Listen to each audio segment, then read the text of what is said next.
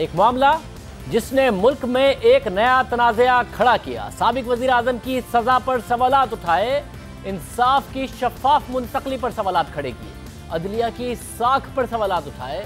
अब इस मामले पर सुप्रीम कोर्ट कल फैसला देने जा रही है। ये मामला जज अरशद मलिक की वीडियो से मुताल्लिक है। इस केस के फैसले में सुप्रीम कोर्ट क्या अहकामात जारी करेगी, ये तो फैसले के बाद ही वाज़ेह होगा। मगर सुप्रीम कोर्ट के फैसले से पहले आज जज अरशद मलिक को इस्लामाबाद हाई कोर्ट की तरफ से मिसकंडक्ट का मुर्तकिब करार दे दिया गया है। अहम बात यह है कि आज ही वज़ारत कानून ने जज अरशद मलिक की जिम्मेदारियां इस्लामाबाद हाई कोर्ट के हवाले की। आज ही इस्लामाबाद हाई कोर्ट ने लाहौर हाई कोर्ट को उनके खिलाफ तादीबी कार्रवाई करने के अहकामात जारी कर दिए हैं।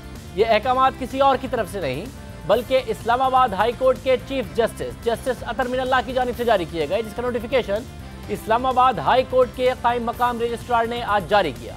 नोटिफिकेशन के मुताबिक जज अरशद मलिक ने जो बातें अपनी प्रेस रिलीज और बयान हल्फी में जाहिर और तस्लीम की, वो बादियुन नज़र में मिसकंडक्ट के ज़मरे में आती हैं और कोड ऑफ कंडक्ट की खिलाफ वर्जी हैं। इसलिए ये मामला तकाजा करते हैं कि जज अरशद मलिक के खिलाफ कार्रवाई का आगाज़ किया जाए। इसलिए इस्लामाबाद हाई कोर्ट के चीफ जस्टिस ये फैसला सुनाते हैं कि जज अरशद मलिक को मुअत्तल किया जाता है और कार्रवाई के लिए उन्हें फौरी तौर पर लाहौर हाई कोर्ट के हवाले किया जाता है।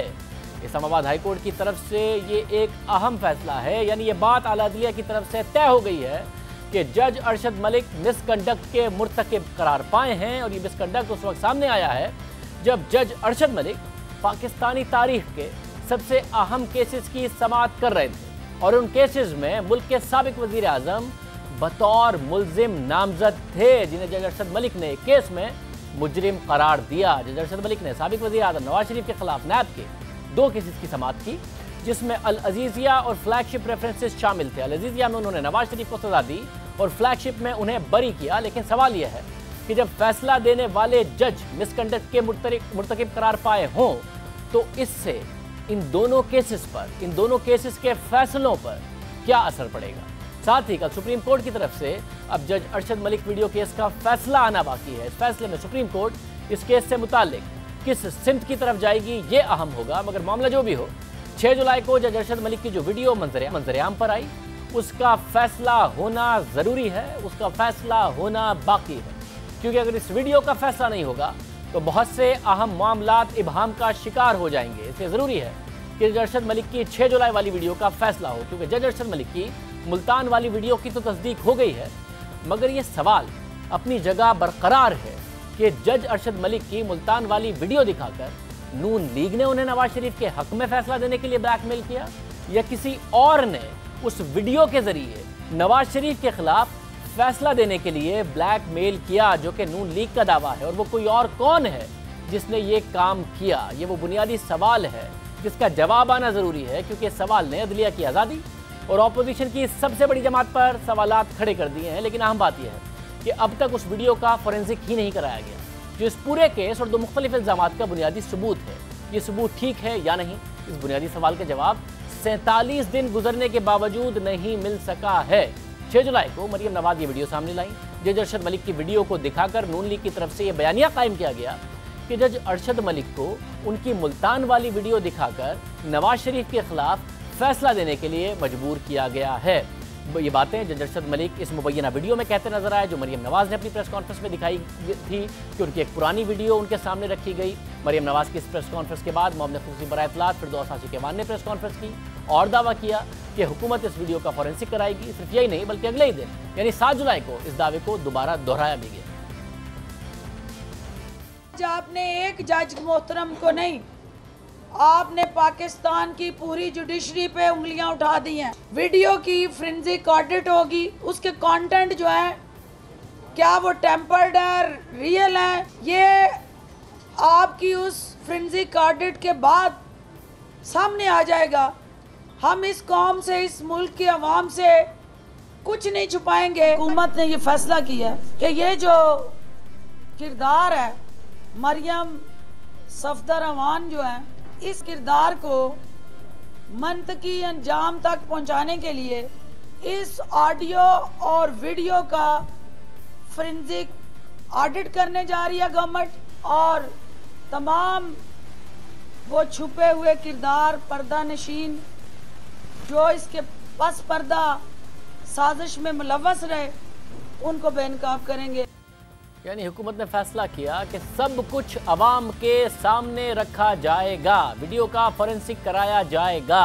मरियम नवाज जो वीडियो दिखा रही हैं जिसमें जज अरशद मलिक एतराफ़ कर रहे हैं कि उन्होंने नवाज शरीफ के फैसला के खिलाफ फैसला एक दबाव के तहत दिया और फिर अपील के में जो मवाद है उसको डिक्टेट करते नजर आ रहे हैं। मरियम नवाज ये एस्टैब्लिश कर रही थी कि इससे साजिश बेनकाब हो गई, मगर हुकूमत ने कहा कि असल में साजिश नून लीग ने की है। वीडियो का फॉरेंसिक कराकर इस साजिश को खुलेआम अवाम के सामने रखा जाएगा, मगर एक दिन बाद हुकूमत वीडियो का फॉरेंसिक कराने के अपने मौक़िफ़ से पीछे हट गई और मामला आला अदलिया पर छोड़ दिया।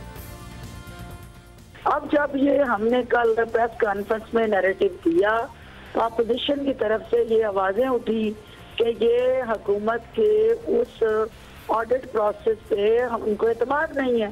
तो आज मीटिंग में ये तय हुआ कि जो आपका रेलेवेंट फोरम है, जो नॉन कंट्रोवर्शियल हो, जिसपे अपोजिशन को एतमाद हो और जो रिजल्ट सामने आए वो सबके लिए काबिल कबूल हो। ये कहना कि हुकूमत पीछे हट गई है, हुकूमत कल वाला उसका जो मौक़िफ़ है वो बदल गया है, हुकूमत प्रिंसिपली अपने उस फोरेंसिक और वीडियो ऑडिट का जो मौक़िफ़ है उसके खड़ी है।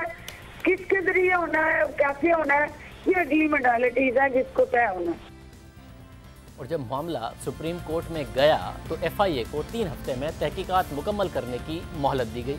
3 हफ्ते गुजरे, FIA अपनी रिपोर्ट लेकर सुप्रीम कोर्ट गई और पता चला कि FIA ने अब तक वीडियो का फॉरेंसिक ही नहीं कराया है। अब दिलचस्प बात है कि तहरीक इंसाफ कह रही थी कि जज के खिलाफ साजिश की, अदलिया के इदारे पर हमला किया। नून लीग ने ये वीडियो दिखाकर वज़ीर आज़म इमरान खान जब अमेरिका गए तो वहाँ पर उन्होंने कैमरों के सामने कहा कि ये साजिश की है एक जज के खिलाफ, उस जज ने जो कि नवाज शरीफ के केसेस सुन रहा था। मगर अदलिया के कहने के बावजूद भी जब तहकीकात की रिपोर्ट FIA ने जमा कराई तो उस वीडियो का फॉरेंसिक ही नहीं कराया। अब दिलचस्प बात यह है कि नून लीग मुतमईन है कि असली वीडियो है, लेकिन फिर भी उसे अदालत लेकर नहीं गई। हुकूमत ने फॉरेंसिक नहीं कराया। नून लीग ने वीडियो को अदालत में ले जाकर नवाज शरीफ के लिए रिलीफ नहीं मांगा, मगर अवामी सतह पर बयानिया ज़रूर बनाया। इस मामले पर जब हमने अपने प्रोग्राम में नून लीग के रहनुमा हसन इकबाल से पूछा कि अगर नवाज शरीफ के लिए आपको रिलीफ लेना है और सिर्फ सियासत नहीं करनी है तो फिर सुप्रीम कोर्ट इस मामले को लेकर क्यों नहीं गए। पिछली समात में जब सुप्रीम कोर्ट ने भी ये सवाल उठाया कि अगर नवाज शरीफ को रिलीफ चाहिए तो फिर उस किस अदालत के फोरम पर यह मामला उठाया गया है, तो क्या जवाब दिया हसन इकबाल साहब ने? जवाब दिया 2 से 3 दिन में फैसला आ जाएगा, फैसला अदालत ने करना है। बट जो रिमार्क्स हैं उसमें चीफ जस्टिस ने यह ज़रूर कहा कि अगर कोई कानूनी फ़ायदा नवाज शरीफ को चाहिए तो फिर उन्हें अदालत से किसी से रुजू किया उन्होंने या नहीं किया, क्योंकि अदालत से रुजू किया जाएगा, उनके सामने मामला रखा जाएगा, तभी रिलीफ मिलेगा। फिर किसी हाई कोर्ट से जाके रुजू करेंगे और अभी तक क्यों नहीं किया नून लीग ने अगर रिलीफ चाहिए था नवाज शरीफ साहब के लिए? ये ट्रायल सारा सुप्रीम कोर्ट की निगरानी में हुआ है, तो अगर ये इतना बड़ा लैप्स हुआ है तो एक इंसाफ का तकाजा ये था कि सुप्रीम कोर्ट से हम तवक्को रखते हैं कि वो खुद इसका नोटिस लेके इसको रीट्रायल के लिए दोबारा भेज देगी। दूसरी तरफ नून लीग का यह मौक़िफ़ रहा कि हुकूमत ने वीडियो का फॉरेंसिक करा लिया है और उन्हें पता लग गया है कि वीडियो असली है, इसलिए वो अपने मौक़िफ़ से पीछे हट गई। हुकूमत ने इस वीडियो का ऑडिट कराया और उनको ये जब पता चला कि ये वीडियो बिल्कुल हक़ाइक़ पे मबनी है, इसमें कोई ऐसी बात नहीं है, तो फिर उन्होंने कहा ठीक है अब यू टर्न ले लेते हैं। उधर वज़रा प्रेस कॉन्फ्रेंस कर रहे थे कि हम इसका ऑडिट कराएंगे, हम फलाना करेंगे, ढीका करेंगे। इधर वज़ीर आज़म साहब ने कहा जी हमारा कोई ताल्लुक़ नहीं है, तो अब सब चुप करके घर बैठे हुए हैं। यही बात मरियम नवाज ने भी दोहराई, जिनका शॉट ज़ाहिर है हम नहीं चला सकते, मगर बहरहाल नून लीग ये दावा भी करती रही कि उन्होंने खुद इस वीडियो की तस्दीक की है और जब ये पता लगा है कि वीडियो असली है तभी प्रेस कॉन्फ्रेंस की गई है। गुज़िश्ता दिनों नून लीग के रहनुमा हसन इकबाल ने हमारे प्रोग्राम में एक सवाल का जवाब देते हुए मौक़िफ़ इख्तियार किया कि मरियम नवाज ने नून लीग के रहनुमाओं को वीडियो के बारे में 6 जुलाई को इसलिए बताया क्योंकि इससे पहले वो वीडियो की तस्दीक करना चाहती थी। मरियम नवाज ने जो FIA को मौक़िफ़ दिया है अपने बयान में, वो कह रही है कि 10 मार्च को उन्हें नासिर बट ने ये वीडियो दिखाई। शहबाज शरीफ साहब कह रहे हैं कि 6 जुलाई को उन्हें प्रेस कॉन्फ्रेंस से पहले इस वीडियो का इल्म हुआ। तो 4 महीने तक सिर्फ मरियम नवाज को पता था, आप में से किसी को नहीं पता था, प्रेस कॉन्फ्रेंस से पहले ही पता चला, वरना आप लोगों को नहीं बताया उन्होंने? देखिए, वो दोनों बातों में कोई तजाद नहीं है। मरियम साहिबा ने इस बात को कहा था कि उन तक जब ये वीडियो पहुंची तो उन्होंने उस वक्त तक इसका किसी से जिक्र नहीं किया जब उन्होंने उस वक्त तक अपने ज़राए से तस्दीक नहीं कर ली कि ये ऑथेंटिक है और तसल्ली नहीं हो गई। और जब उनको इस बात पे यकीन हो गया कि ये ऑथेंटिक है, इसमें कोई जालसाजी नहीं है और जो ज़राए हैं वो मुसद्दक़ा हैं, तो फिर उन्होंने पार्टी की लीडरशिप के साथ जुलाई में शेयर की। यानी नून लीग शुरू से मुतमईन थी कि वीडियो असली है, मगर वो रिलीफ हासिल करने अदालत नहीं गई, बल्कि उसने अवामी सतह पर बयानिया बनाया। और उनकी उम्मीद यह है कि क्योंकि सुप्रीम कोर्ट का मॉनिटरिंग जज इस केस की मॉनिटरिंग कर रहे थे, तो इसलिए सुप्रीम कोर्ट ही हमें इंसाफ दे। दूसरी जानिब हुकूमत को शुरू से इस वीडियो की साख पर शक था। शुरू में उसने वीडियो की फॉरेंसिक कराने की बात की, मगर फिर अचानक अपने इस दावे से पीछे हट गई। फिर कहा कि सुप्रीम कोर्ट इस हवाले से फैसला करेगी। और खुद नोटिस देने के लिए आज़ाद दरख्वास्त गुजारों की जानिब से आईनी दरख्वास्तें दायर हुई। सुप्रीम कोर्ट से इस मामले पर कमीशन तश्कील देने की दरख्वास्त की गई। सुप्रीम कोर्ट ने मुख्तलिफ दावियों का जायजा लिया और FIA को अहकाम दिए कि वो अपनी तहकीकात 3 हफ्तों में मुकम्मल करे। FIA ने 3 हफ्तों बाद अपनी रिपोर्ट सुप्रीम कोर्ट में पेश की, मगर ये रिपोर्ट सिर्फ बयानात पर मुश्तमिल थी। FIA किसी वाज़ेह नतीजे पर नहीं पहुंच सकी थी। ना ही FIA ने बुनियादी वीडियो का फॉरेंसिक कराया, जिस पर सुप्रीम कोर्ट ने बरहमी का इजहार किया। गुज़िश्ता समाअत में इस हवाले से जस्टिस अहमद सईद ने सवाल पूछा कि क्या प्रेस कॉन्फ्रेंस में दिखाई गई अरशद मलिक की वीडियो का फॉरेंसिक तज्जिया किया गया। इस पर DG FIA ने जवाब दिया कि वो वीडियो हमारे पास नहीं है। इस जवाब पर जस्टिस अहमद सईद ने रिमार्क्स दिए कि वो वीडियो सिवाय FIA के पूरे पाकिस्तान के पास है। सारा पाकिस्तान और अदालत एक ही सवाल पूछ रही हैं, क्या वो वीडियो ठीक है। इस पर DG FIA ने अदालत को बताया कि इस वीडियो का फॉरेंसिक नहीं हुआ। इस पर जस्टिस अहमद सईद ने रिमार्क्स दिए कि FIA के पास ओरिजिनल वीडियो नहीं है, फिर भी माहिरीन को दिखा तो दिया जाता, कब होगा फॉरेंसिक। 71 सफ़ात की रिपोर्ट बना दी, वीडियो का फॉरेंसिक नहीं कराया। अटॉर्नी जनरल ने बताया कि वीडियो यूट्यूब से ली गई है, इसलिए फॉरेंसिक नहीं हो सका। केस की समाअत के दौरान चीफ जस्टिस ने रिमार्क्स दी कि वीडियो मुसद्दिका है या नहीं, ये स्टार्टिंग पॉइंट होगा जिसकी कोशिश ही नहीं हो रही। पंजाब फॉरेंसिक लैब के पास महारत है, अभी तक तो इस वीडियो पर काम ही नहीं हुआ। चीफ जस्टिस ने रिमार्क्स दिए कि ये देखना होगा कि वीडियो की कॉपी का फॉरेंसिक हो सकता है या नहीं। ये देखना होगा कि यूट्यूब वीडियो का फॉरेंसिक हो सकता है या नहीं। चीफ जस्टिस ने मजीद रिमार्क्स दिए कि काबिल एतराज़ वीडियो पर तो जज ने भी एतराफ़ किया है, लेकिन जो प्रेस कॉन्फ्रेंस में दिखाई गई वो असल साबित कैसे होगी। चीफ जस्टिस के रिमार्क्स पर अटॉर्नी जनरल ने वीडियो के फॉरेंसिक कराने की यकीन दहानी करवाई। मगर हमने जब इंटेलिजेंस ब्यूरो के साबिक सरबराह से ये सवाल पूछा था जिस वक्त ये वीडियो आई कि अगर असल वीडियो मौजूद ना हो और उसकी नकल यूट्यूब या कहीं और पर मौजूद हो, तो क्या उसका भी फॉरेंसिक हो सकता है, जिस पर उन्होंने कहा कि उसका भी फॉरेंसिक हो सकता है। आप कह रहे हैं कि अगर फॉरेंसिक एनालिसिस कराना है तो वो इसी तरीके से हो सकती है, लाजमी नहीं है ओरिजिनल डिवाइस हो जिससे रिकॉर्ड किया गया हो, जिससे ऑडियो बनाई वीडियो बनाई वो सब चीज़ें हों। अगर मल्टीपल इस वक्त मौजूद है, यूट्यूब पर मौजूद है या वैसे मीडिया के पास मौजूद है, वो लेके जाएं और फॉरेंसिक एनालिसिस उससे हो जाएंगे आसानी से चंद घंटों में। हाँ, बिल्कुल हो सकती है। सिर्फ ये है कि अगर आपने उसको किसी कोर्ट प्रोसेस में इस्तेमाल करना है तो फिर वो उसमें लॉ इन्फोर्समेंट वाले इन्वॉल्व होने चाहिए, या अगर कोई सिविल मैटर है जिसमें आप उस एविडेंस को पेश करना चाहते हैं तो सिविल कोर्ट जो है वो रेफरल अथॉरिटी बन रही हो। तो अदरवाइज़ तो आप किसी चीज़ का भी जाके एनालिसिस कराना चाहें तो जो कुछ आपके पास है आप करा सकते हैं। शेख फड़ल का ये भी कहना था कि वीडियो के फॉरेंसिक पर कम से कम चंद घंटे और ज़्यादा 3 से 4 दिन लग सकते हैं और उसमें ये काम हो सकता है। 3 हफ्ते में हुकूमत ने जो अदालत को रिपोर्ट जमा कराई उसमें ये फॉरेंसिक नहीं कराया गया। शेख फड़ल साहब क्या कह रहे थे? ये सब करने के लिए पाकिस्तान में सहूलत मौजूद है कि इसकी तहकीकात की जा सके। ये लैब्स अब हमारे यहाँ मौजूद हैं। जो पंजाब की फोरेंसिक साइंस लैब है वो काफ़ी वेल इक्विप्ड है। इसी तरह जो हमारी एजेंसीज़ हैं उनके पास अपने टेस्टिंग का सिस्टम मौजूद है and they can do it. और अगर कोई इस पे भी डिस्प्यूट राइज हो जाए तो इवन बाहर से भी कराया जा सकता है। कितनी टाइम में ये फॉरेंसिक एनालिसिस हो सकता है जो फैसिलिटीज़ मौजूद हैं उसके मुताबिक? नहीं, ये कोई ज़्यादा दिन नहीं अब लगते। इसके लिए तो मेरे ख्याल में इवन फ्यू आवर्स भी काफ़ी हैं, लेकिन बहुत अगर डिटेल में जाना हो तो 3-4 दिन लग जाएंगे और क्या। अब 3-4 दिन तो अपनी जगह, 1 महीना गुजर गया, मगर FIA ने वीडियो का फॉरेंसिक ही नहीं कराया। अब कल सुप्रीम कोर्ट इस केस का फैसला सुनाने जा रही है। क्या इस फैसले में वीडियो की फॉरेंसिक से मुतालिक कुछ अहकामात होंगे, ये देखना होगा, क्योंकि बुनियादी केस और बुनियादी सवाल ही यह है कि जज अरशद मलिक की जाली वीडियो और उनको वो जाली वीडियो दिखाकर जज अरशद मलिक को किसने ब्लैकमेल किया, नून लीग ने या किसी और ने? उसका जवाब नून लीग की तरफ से सामने आने वाली वीडियो के फॉरेंसिक से ही पता चल सकता है। अगर वीडियो सही है तो नून लीग का मौक़िफ़ दुरुस्त साबित होगा। अगर वीडियो जाली है तो उसे तोड़ मरोड़ कर अगर ख़ास मकसद हासिल करने की कोशिश की गई है तो ये मामला नून लीग के खिलाफ जाएगा। लेकिन इन तमाम चीज़ों के लिए वीडियो का फॉरेंसिक होना ज़रूरी है, जो अब तक हुकूमत ने नहीं कराया। FIA अब भी तहकीकात कर रही है। उन्होंने जज अरशद मलिक को नया सवालनामा भी भेज दिया है, यानी FIA की तहकीकात अब तक मुकम्मल नहीं हुई है। मगर सुप्रीम कोर्ट की तरफ से अब फैसला आने वाला है, कल आने वाला है। और नवाज शरीफ अरशद मलिक की तरफ से सुनाई गई सज़ा की वजह से इस वक्त जेल में है। जज के मिसकंडक्ट पर नवाज शरीफ के केसेस पर क्या असर पड़ेगा, कानूनी इस हवाले से क्या कहता है, इस हवाले से बात करेंगे। साबिक अटॉर्नी जनरल नैब प्रोसिक्यूटर इरफान कादिर साहब हमारे साथ मौजूद हैं। इरफान कादिर साहब, बहुत शुक्रिया। नून लीग ने अपनी सारी तवक्कात ज़ाहिर सुप्रीम कोर्ट से बांधी हुई हैं। वो कहते हैं कि मॉनिटरिंग जज थे तो वही इस केस में अब इंसाफ दें और नवाज शरीफ को रिहा करने का हुक्म दें, जो कुछ जज अरशद मलिक के खिलाफ सामने आ गया है। ज़ाहिर सुप्रीम कोर्ट ने FIA को कहा था, FIA ने अभी तक फॉरेंसिक नहीं कराया। पहले हुकूमत ने कहा हम खुद कराएंगे, फिर कहा अदालत के ऊपर छोड़ते हैं। अदालत ने कह दिया फिर भी 3 हफ्ते में फॉरेंसिक नहीं कराया। तो कैसे अब फैसला हो जब सुप्रीम कोर्ट ने किसी अदालती फोरम से रुजू नहीं किया नून लीग ने और हुकूमत ने फॉरेंसिक नहीं कराया, तो क्या तवक्को की जा सकती है फिर?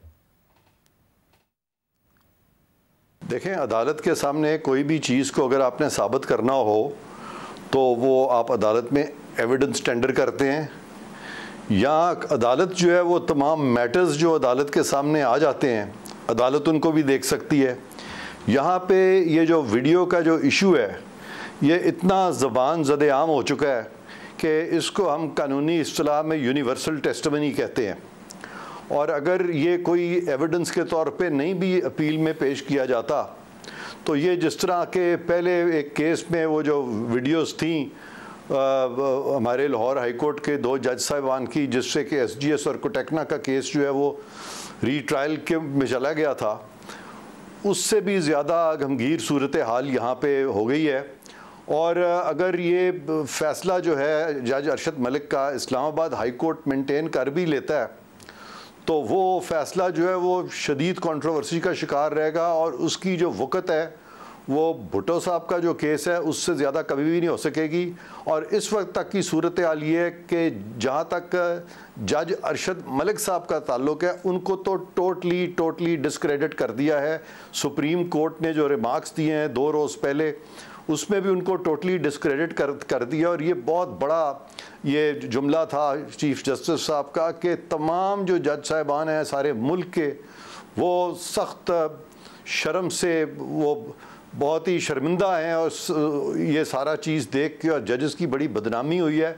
और उसके बाद आज जो रही सही कसर थी वो इस्लामाबाद हाई कोर्ट ने पूरी कर दी, ये कह के कि उन्होंने जब अपना जो बयान दिया था उन वीडियोस के बारे में, ख़ास तौर पे जो एक नाजेबा वीडियो थी, तो ये तमाम चीज़ें जो हैं इस्लामाबाद हाई कोर्ट के मुताबिक ना सिर्फ कि ये मिसकॉन्डक्ट है बल्कि उन्होंने उनको जब रिपैट्रिएट किया है लाहौर हाई कोर्ट में तो उनकी सस्पेंशन भी साथ कर दी है।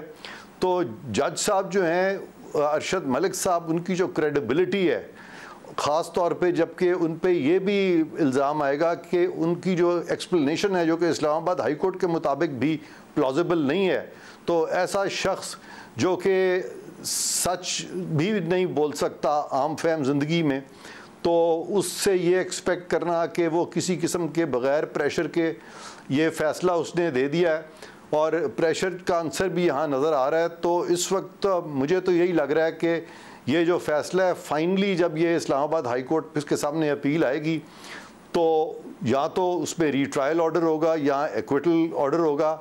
और एक तीसरा भी एक रास्ता होता है, उसमें ये होता है कि वो कहते हैं चूँकि एविडेंस रिकॉर्ड हो गया है लिहाजा इसमें अब कोई नया जज इसी एविडेंस की रोशनी में अब फैसला दे दे।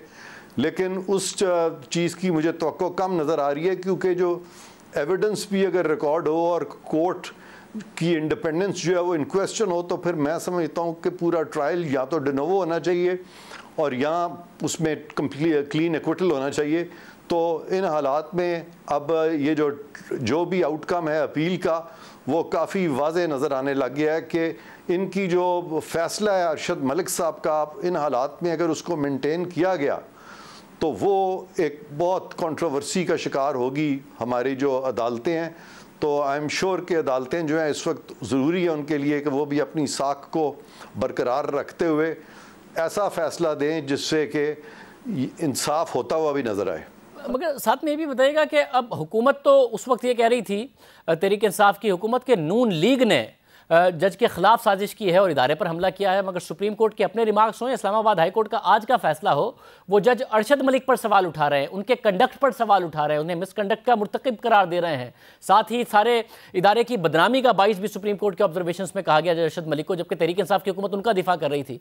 तो एक ऐसे जज की तरफ से सिर्फ ये एक केस इन पॉइंट जो नवाज शरीफ का है उस पर सवाल उठेगा, जो बाकी फैसले किए उन्होंने, बाकी केसेस वो सुन रहे थे, उन सब पर सवाल उठेगा उनकी तरफ से? इस केस में तो खसूसी तौर पे सवाल उठा है ना जी कि उसमें जो सेकंड वीडियो है जिसका कि अभी आपस में वो कहा जा रहा है कि वीडियो अलग है, ऑडियो अलग है और कुछ सब टाइटल्स भी हैं, वो सारी चीज़ को देखते हुए उसको यकजा किया गया और उसके फोरेंसिक की भी बात हो रही है। लेकिन वो चूँकि स्पेसिफिकली इस केस से मुतालिक है और वहाँ पे इस तरह के भी जुमले मिल रहे हैं जहाँ पे कि वो कह रहे हैं कि हम तो वही हम मुख्तलिफ साज हमारे पास होते हैं और उन साज़ों से आवाज़ हम वही निकालते हैं जो कि कुछ लोग चाहते हैं। तो ये सारी चीज़ जो है, ये जो हमारा जुडिशल सिस्टम है उसको ये बहुत कंट्रोवर्सी का शिकार किया है इन्होंने इस तरह की बातें करके। तो लिहाजा इसमें डेफिनेटली इंसाफ का तकाजा मैं समझता हूँ यही होगा कि ये फ़ैसला जो है इसका मेंटेन होना मुझे मुश्किल लग रहा है जी। बहुत शुक्रिया। इरफान काजी साहब हमारे साथ मौजूद थे, अपना तज्जिया दे रहे थे। कल बड़ा अहम दिन है, जुमे का दिन है और फैसला इस केस के हवाले से आना है। प्रोग्राम में ब्रेक शामिल करते हैं, एक और अहम खबर पर बात करेंगे।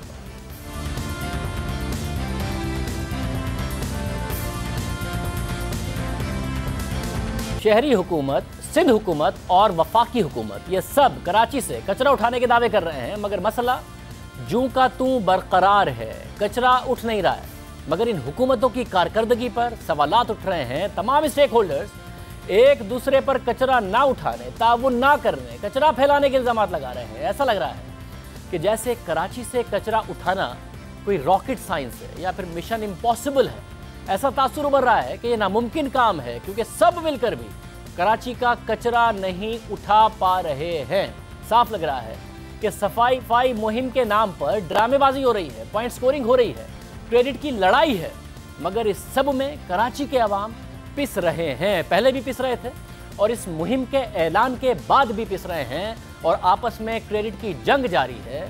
कौन किसको ज़्यादा सपोर्ट कर रहा है, किसको मीडिया स्पेस ज़्यादा मिल रहा है, किसकी प्रेस कॉन्फ्रेंस में ज़्यादा बातें हों, किसको ज़्यादा अदाकार सपोर्ट कर रहे हैं, इसी पर सब कुछ हो रहा है। कराची साफ नहीं हो रहा है। इस वक्त सूरत हाल ये है कि कराची में कचरे के ढेर लगे हुए हैं। एक जगह से कचरा उठाकर दूसरी जगह डाल दिया जाता है, यानी कचरा यहाँ से वहाँ घूम रहा है, ठिकाने नहीं लग रहा है। कचरा ना उठने की वजह से बदबू है, जरासीम की वजह से वबाई बीमारियाँ फैल रही हैं, बच्चे बीमार हो रहे हैं, मगर फिर भी सियासत हो रही है। आलमी इदारे बार बार खबरदार कर चुके हैं कि कराची की यही सूरत हाल बरकरार रही तो ये शहर रहने के काबिल नहीं रहेगा। मगर इस वक्त वफाकी हुकूमत में शामिल तहरीक इंसाफ का इल्ज़ाम है कि सिंध हुकूमत ना खुद काम करती है और ना करने देती है। वो कराची से कचरा उठाना चाह रहे हैं, मगर सिंध हुकूमत रुकावटें खड़ी कर रही है। सिंध हुकूमत का कहना है कि सिर्फ दिखाने के लिए मुहिम चलाई जा रही है।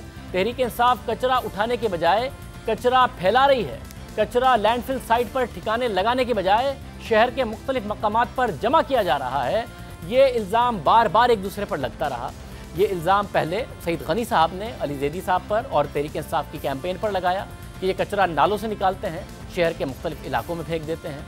अली जैदी साहब ने जवाब दिया कि हम वहीं कचरा फेंक रहे हैं जो जगह है सिंध हुकूमत की तरफ से बताई गई थी। हमने नहीं कहा गया था कि लैंडफिल साइट पर कचरा फेंकना है, ना हमने कहा था, बल्कि गार्बेज ट्रांसफ़र साइट्स हैं जो कि सिंध हुकूमत की हैं, हम वहीं कचरा फेंक रहे हैं। जिसके बाद सिंध हुकूमत ने इनकार किया। उन्होंने कहा कि नहीं, ऐसा नहीं है, अली जैदी साहब गलत बयानी से काम ले रहे हैं। तो अली जैदी साहब ने इस बात को रिकॉर्ड पर लाने के लिए सिंध हुकूमत को खत लिखा। गार्बेज जीटीएस से लेके जाना लैंडफिल तक जिम्मेदारी है सिंध सॉलिड वेस्ट मैनेजमेंट की, इनकी नहीं है। ये तो साथ हैं, ऑफिशियली आइडेंटिफाई करके बता दें कि भाई कौन कौन सी GTS साइट्स हैं जहाँ पे हम कचरा डाल सकते हैं, क्योंकि आपके एक वजीर हैं वो जो पहले जिनको हटा दिया गया है क्योंकि शायद वो काम नहीं कर रहे थे, उनको हटा दिया गया है, वो बार बार ट्वीटें कर रहे हैं उल्टी सीधी कि यहाँ डाल दिया वहाँ डाल दिया। भाई ये साइट्स आपकी आइडेंटिफाई की हुई हैं, अब आप हमें लिख के दे दें डेजिग्नेटेड कचरा कुंडियाँ के भाई ये कचरा कुंडी है, वो भी आप बता दें कि भाई ये कचरा कुंडी है और सेक्शन 144 इम्पोज करके जो कचरा या कोई नाले में डाले या कोई कचरा कुंडी के बाहर डाले उसके ऊपर आप फाइन लगाएं बड़ा हैवी। कैंटोनमेंट्स और सोसाइटीज़ उनसे उनको आप इंस्ट्रक्ट करें कि वो जो कचरा उठाते हैं वो डायरेक्ट लैंडफिल साइट में लेके जाएं। आज मैंने लिख के जो कि कंसर्न मिनिस्टर हैं नासिर हुसैन शाह साहब, उनसे दरख्वास्त कर दी है, इससे ज़िंदगी आसान हो जाएगी। अब ये सारी की सारी बातें उनकी तरफ से की गई। उसी दिन नासिर हुसैन शाह साहब हमारे प्रोग्राम में आए तो हमने उनसे पूछा कि भाई अली ज़ैदी साहब सही कह रहे हैं या सईद गनी साहब सही कह रहे हैं। तो नासिर हुसैन शाह साहब, जैसा उनका मिजाज है, नम मिजाज में उन्होंने कहा कि हम तारीफ़ करते हैं अली ज़ैदी साहब जो एफर्ट कर रहे हैं, मगर अली ज़ैदी साहब ने खुद ने कहा था कि वो कचरा लैंडफिल साइट पर फेंकेंगे। फिर अली ज़ैदी साहब ने प्रेस कॉन्फ्रेंस की कि नहीं, हम तो वहीं कचरा फेंक रहे हैं जहाँ पर सिंध हुकूमत ने कहा था, जो कि garbage transfer sites GTS sites उनकी तरफ से बताई गई हैं।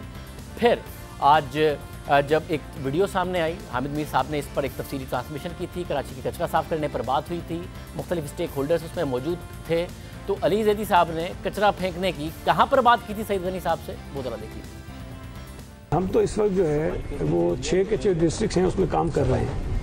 अब जो बैकलॉग है कचरे का ज़्यादा वो डिस्ट्रिक्ट वेस्ट में है, कुरंगी में, और सेंट्रल से तो काफ़ी सारा क्लियर कर भी लिया, लेकिन कुरंगी और वेस्ट में कहीं अभी भी है। तो अब ये तो प्लान के हिसाब से कहाँ मजीद हमारी मदद चाहते हैं, हम तो वो करने को तैयार हैं। तो कचरा उठेगा सईद भाई, वो जाके लैंडफिल में डालने में तो आपको कोई इतराज़ नहीं? नहीं, बिल्कुल कोई इतराज़ नहीं है। लैंडफिल साइड को कह दिया है हमने, उनको हमने कह दिया है पहले से। थैंक यू कह रहे हैं आप, बड़ी मेहरबानी, पहले से कह दिया है। देखें इनकी बात मिला के थैंक यू करें। थैंक यू वो भाई कोई हमारा भी शहर है, वाह जी वाह, सिर्फ इनका बहुत अच्छी बात हुई है जी, एक अच्छी बात हुई है, उन्होंने एक बात की है, इन्होंने थैंक यू किया है। पहले ही मुझे जब फ़ोन किया था MD solid waste management board ने कि जी वो कचरा जो है वो लाएंगे, मैंने कहा जी लाएं तो मोस्ट वेलकम, उनको बिल्कुल इजाज़त नहीं चाहिए, क्यों नहीं होगी। अब बेचारे कचरा का निकाल लेकर कहाँ जाएंगे, ये तो जगहें तो 2 ही है शहर में ना, तो उनको वहाँ लेके जाना है, बिल्कुल लेके जाए।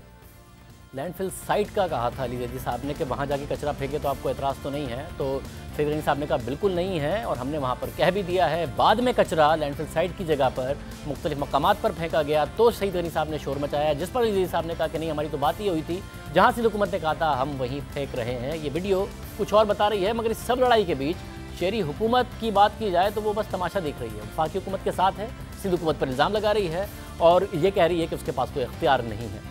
होना ये चाहिए था कि तीनों स्टेक होल्डर्स आपस में मिलकर काम करते, जिम्मेदारियां बांटते, एक दूसरे के साथ ताउन करते, तो कराची का कचरा चंद दिनों में साफ़ हो जाता, मगर ऐसा नहीं हुआ है। कराची का मवाजना किसी दूसरे मुल्क के शहर से दूर की बात है, लाहौर से भी नहीं किया जा सकता। लाहौर में कचरा उठाने का एक सिस्टम मौजूद है, वहाँ कचरे की शिकायत इस तरह नहीं है जिस तरीके से कराची में है। Lahore solid waste management company है जो 2010 में शहबाज शरीफ की हुकूमत ने कायम की। इस कंपनी ने लाहौर में कचरा उठाने के लिए 2 तुर्किश कंपनियों के खदमात हासिल की हुई हैं, जो रोज़ाना 6000 टन कचरा उठाती हैं। यानी कराची से तकरीबन आधा कचरा लाहौर में रोज़ाना पैदा होता है, 24 घंटे के अंदर रोज़ाना उठा लिया जाता है। इस कंपनी का एक हेल्पलाइन नंबर भी मौजूद है। लाहौर में ये कंपनी कैसे काम करती है, इस हवाले से हम बात करेंगे लाहौर के सॉलिड वेस्ट मैनेजमेंट कंपनी के MD अजमल भट्टी से। अजमल भट्टी साहब बहुत शुक्रिया। अजमल भट्टी साहब, 2010 में ज़ाहिर मसला जो है सॉलिड वेस्ट मैनेजमेंट कंपनी बनी, क्या उस वक्त मसाइल थे और क्या वो एड्रेस हुए लाहौर के कचरे के? देखिए, जो वेस्ट मैनेजमेंट की साइंस है उसके मुताबिक वेस्ट को कूड़े को उठा के कूड़े को कहीं डंप करके छोड़ देना, फेंक देना कोई सल्यूशन नहीं है। इसके लिए इंटीग्रेटेड सॉलिड वेस्ट मैनेजमेंट का कॉन्सेप्ट है कि आपने कूड़े को सबसे पहले तो कम से कम जनरेट करना है, उसके बाद आपने रिसाइकल करना है। हम अब इस वक्त अभी इवन लाहौर में भी हम बेसिक लेवल के ऊपर हैं, लेकिन एटलीस्ट हमने अपने जो वेस्ट कलेक्शन के मेथड्स हैं उनको अच्छा और एफिशिएंट बना के हमने इसको इंश्योर किया हुआ है। साथ साथ हम जो कूड़ा उठाते हैं उसको हम और में कंपोस्ट बना के उसको एक नामियाती खाद में तब्दील करके उसका भी इस्तेमाल करते हैं, और साथ साथ RDF बना के हम जो है कंबस्टेबल मटेरियल हम कुछ इंडस्ट्रियल यूनिट्स को भी देते हैं ताकि इसका रिसाइकल होकर रीयूज़ भी हो सके। तो जिस तरह आपने पूछा कि जी क्या इसका सलूशन है, तो अगर हम इंटीग्रेटेड सॉलिड वेस्ट मैनेजमेंट के प्रिंसिपल्स के ऊपर जाएं और अच्छे अपने एफिशिएंट सिस्टम्स को इंट्रोड्यूस कराएं, तो मेरा नहीं ख्याल कि अगर लाहौर मैनेज हो सकता है तो कराची भी मैनेज होने में कोई वक्त नहीं लगेगा। कराची भी बिल्कुल इस तरीके से मैनेज हो सकता है। मतलब आप कह रहे हैं हो सकता है, मगर कराची में तो मुख्तलिफ स्टेक होल्डर्स आपस में क्रेडिट की जंग में लगे हुए हैं, एक दूसरे पर इल्ज़ामात लगा रहे हैं। लाहौर में किस तरीके से मुमकिन होता है कचरा उठाना, उसके बाद उसको डंप करना, ये पूरा का पूरा प्रोसेस क्या है? जी देखिए, लाहौर वेस्ट मैनेजमेंट कंपनी के तहत लाहौर में बड़ा एक डिटेल्ड प्लान है वेस्ट कलेक्शन का। हमारे यहाँ लाहौर में 274 यूनियन काउंसिल्स हैं, जिनमें से 22 रूरल यूनियन काउंसिल जो हैं वो रूरल हैं, और बाकी मानदा जो हैं उनको हमने कॉन्ट्रैक्ट आउट किया हुआ है, उनके साथ हमारा मुआहदा है, वो हमारे बिहाफ पे काम करते हैं। लेकिन इम्पॉर्टेंट चीज़ ये बताना है कि लाहौर में जो वेस्ट कलेक्शन का मैकेनिज़्म है वो डोर टू डोर है और कंटेनर बेस्ड है। हमारे जो वर्कर्स हैं वो door to door waste collect करते हैं, और साथ में ऐसे एरियाज़ जहाँ पे कंटेनर्स हमने काफ़ी तादाद में रखवाए हुए हैं वहाँ से वेस्ट हमारे पास आता है। तो वहाँ से ये फ़र्स्ट लेवल ऑफ़ रिस्पॉन्स है। यहाँ से वेस्ट हम उठा के अपने ट्रांसफ़र स्टेशंस जो कि शहर के मुख्तलिफ़ हिस्सों में हमने बनाए हुए हैं, वहाँ से कूड़ा ट्रांसफ़र स्टेशंस में आता है, और इसकी एफिशिएंसी ऑफ ऑपरेशन बढ़ाने के लिए ट्रांसफ़र स्टेशन से बड़े हमारे जो ट्रेलर्स हैं वहाँ से कूड़ा हमारे यहाँ लखोडेर लैंडफिल साइट के ऊपर हम डंप करते हैं। तो ये एक 24 आवर्स का ऑपरेशन है जो कि चलता रहता है। जैसे जैसे कूड़ा आपके इल्म में है कि एक कॉन्टीन्यूस प्रोसेस है इसका पैदा होना, और इसकी सफाई भी साथ साथ हमने कॉन्टीन्यूस रखी हुई है ताकि लाहौर शहर को हम हर वक्त साफ़ रख सकें। अब मगर बड़ा शहर है, ज़ाहिर है 6000 टन कोई कम कचरा नहीं है, तो इसकी मॉनिटरिंग कैसे होती है कि इदारे सही काम कर रहे हैं, नहीं कर रहे हैं, कचरा उठ रहा है, और ये सारा का सारा प्रोसेस पूरा रोज़ाना 24 घंटे में फॉलो हो रहा है, नहीं हो रहा है, गवर्नमेंट मॉनिटरिंग कैसे करती है? सबसे इम्पॉर्टेंट चीज़ है इसकी गवर्नमेंट के लेवल पर मॉनिटरिंग। आपको मैं बताता चलूँ कि ये जो ऑपरेशन है हमारा, उसमें मोर देन 1000 व्हीकल्स इस्तेमाल होती हैं, और 8500 से ज़ायद हमारे जो फील्ड के सैनिटरी वर्कर्स हैं वो इसमें काम करते हैं। तो उनकी इस इतने बड़े ऑपरेशन को जो है हर वक्त लाहौर को साफ़ रखने के लिए उनकी मॉनिटरिंग बहुत ज़रूरी है।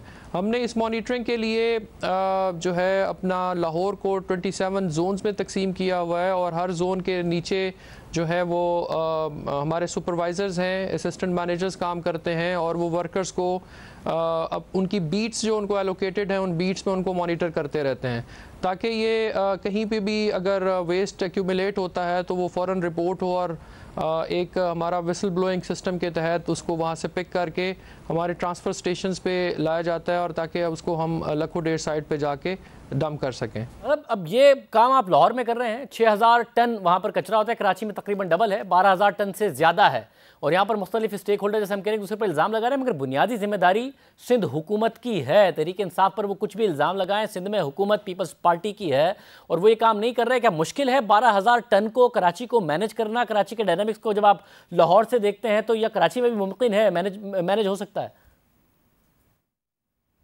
जी देखिए, इसके लिए ये रेलेवेंट बात है कि कहाँ पे कितना कचरा जनरेट हो रहा है। दुनिया में बहुत सी ऐसी एग्जांपल्स हैं जहाँ पे कराची जैसे शहर के लिए शहर जितना वेस्ट जो जनरेट होता है।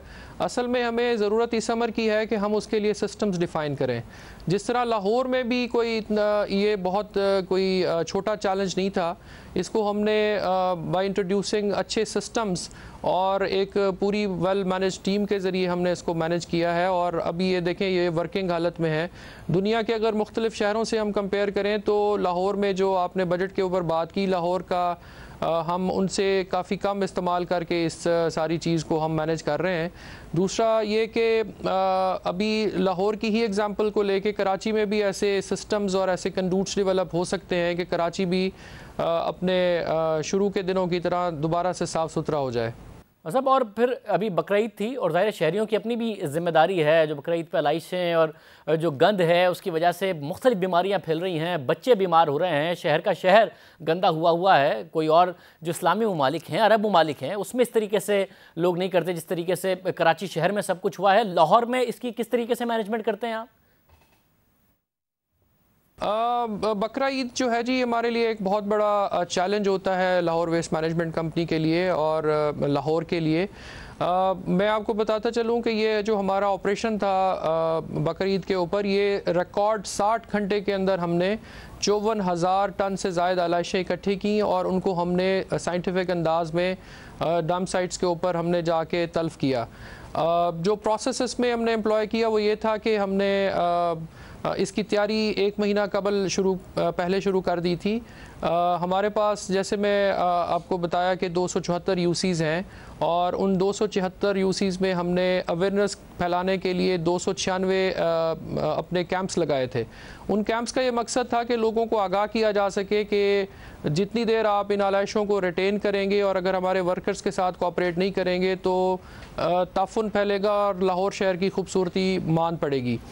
ऑपरेशंस को मज़ीद हमने इफ़ेक्टिव बनाने के लिए पूरे लाहौर में 121 कलेक्शन सेंटर्स लगाए थे, जिसका काम ये था कि गली मोहल्लों से हमारी छोटी गाड़ियाँ जो है आलाइशें निकाल के फ़ौरन कलेक्शन पॉइंट्स तक लाती थी, जहाँ से बड़ी गाड़ियों के थ्रू हमने इनको डंपिंग साइट्स पे तल्फ़ किया। यहाँ पर ये बताना भी ज़रूरी है कि डंपिंग साइट्स का ऑपरेशन जो है वो बड़ा इस पूरे प्रोसेस में बड़ा अहम है। पिछले साल की निस्बत इस दफ़ा हमने पिछले साल हमारे पास 3 डंपिंग साइट्स थी, इस दफ़ा हमने नॉर्थ और साउथ को कैटर करने के लिए 5 डंपिंग साइट्स बनाई और उन डंपिंग साइट्स बनाने का हमें फ़ायदा ये हुआ कि हमारे ऑपरेशंस काफ़ी ज़्यादा एफिशिएंट हो गए और हमने ये काम बहुत जल्द कर दिया। बहुत शुक्रिया। हमारे साथ मोहम्मद बिल भट्टी साहब मौजूद थे। लाहौर में कह रहे हैं कि ये काम हो रहा है। 2010 में ये इदारा बना, 10 साल शहबाज शरीफ की हुकूमत रही, वो चले गए, इदारा बन गया था तो अब भी काम कर रहा है।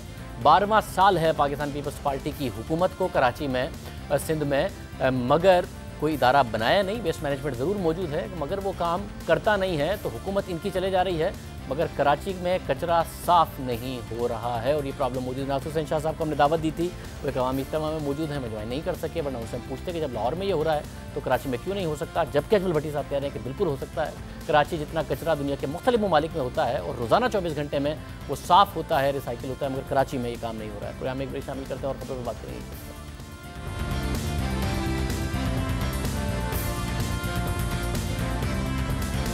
चार ट्रेडिंग सेशंस और स्टॉक मार्केट में 3000 पॉइंट से ज़्यादा का इजाफा हो चुका है। आज भी 910 पॉइंट्स का इजाफा हुआ। मार्केट तेज़ी से आगे बढ़ रही है। नीचे के पॉइंट्स देखकर उसमें तेज़ी से रिकवरी आई है। क्या मईशत के नंबर्स बेहतर आना इसकी वजह है? मनी मार्केट से भी सिग्नल्स आ रहे हैं कि जो शरह सूद है वो पीक आउट कर गई है। ये बात गवर्नर स्टेट बैंक ने भी पिछली मॉनेटरी पॉलिसी में कही थी। अब ऐसा लग रहा है जो हालिया ऑक्शन हुआ कि अब इंटरेस्ट रेट्स यहाँ से ज़्यादा नहीं बढ़ेंगे। स्टॉक मार्केट में भी अच्छा रुझान है। मोहम्मद सुहेल साहब माहिर मईशत सीनियर तज्ज़ियाकार हमारे साथ मौजूद हैं। तो साहब बहुत शुक्रिया। क्या वजह है मुसलसल जो स्टॉक मार्केट में तेज़ी है? नीचे बहुत चली गई थी मार्केट, मल्टीपल्स बहुत ज़्यादा अच्छे हो गए थे या खबरें अच्छी आ रही हैं? क्या वजह है? पहले तो आपने बिल्कुल सही कहा कि मार्केट जो है बहुत ज़्यादा गिर गई थी, जिसको हम कहते हैं कि ओवर रिएक्शन हो गया था। वॉल्यूम्स बिल्कुल कम थे और ये फियर था कि जो म्यूचुअल फंड्स की सेलिंग है वो चलती रहेगी। और आपने जिस तरह कहा कि जो वैल्यूएशन के नंबर को बहुत ही ज़्यादा अट्रैक्टिव हो गए थे, मैं आपको बताऊं जो नंबर्स हो गए थे प्राइस अर्निंग और डिविडेंड यील्ड के, वो 2008 की क्राइसिस जैसे हो गए थे। हालांकि उस तरह का क्राइसिस मार्केट में था नहीं, इकोनॉमी भी हालात ख़राब हैं मगर इतने ज़्यादा ख़राब नहीं थे।